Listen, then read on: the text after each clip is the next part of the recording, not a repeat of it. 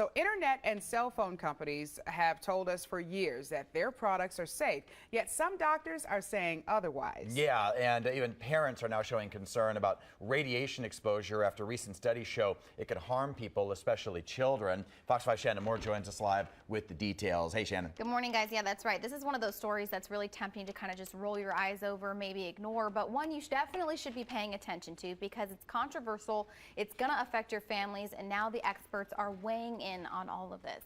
According to Dr. Harold Naiman of Healthcare Partners Nevada, there are several potential dangers when it comes to using your laptop, computer, iPad, tablet, or other handheld devices like a smartphone.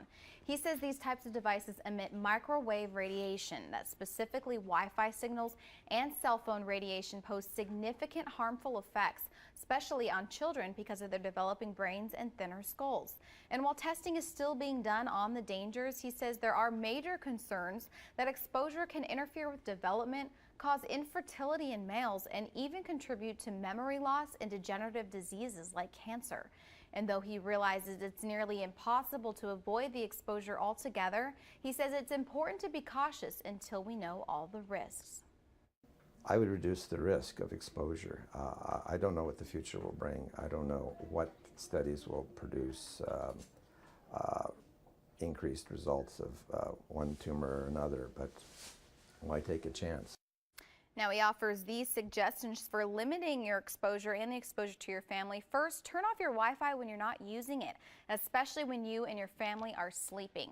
Next, turn all cell phones and iPads to airplane mode when playing games, listening to songs, or even just carrying it around in your pocket.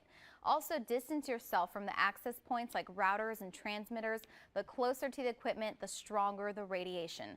And lastly, consider purchasing radiation shields for your phone or iPad, or at the very least, place something between you and the item to limit that exposure. Now, something that's pretty interesting about this is we posted this question on Facebook, are you concerned about this? And a lot of people are writing back, should I live my life nervous like this all the time? Do I want to live in a bubble? Like, should I really be worried about it? But, the World Health Organization back in March, they listed mobile phones in the same carcinogenic hazard as lead, engine exhaust, and chloroform. Are you serious, I'm not kidding, yes. And so, like I said, the evidence is out there, but you really need to inform yourself and make a decision, based on your own beliefs, because it's definitely a danger, but like I said, a lot more research needs to be done. So. You know what's scary? It's a good thing and a bad thing, I think, because as a parent, you have all the schools now, all the kids are on the technology. Exactly. Even kindergartners. We've done these stories before, folks, and you've heard this, where the kindergartners are using the iPads now. Yeah. And the Wi-Fi is always on in the school. It's never off. It can be dangerous. So.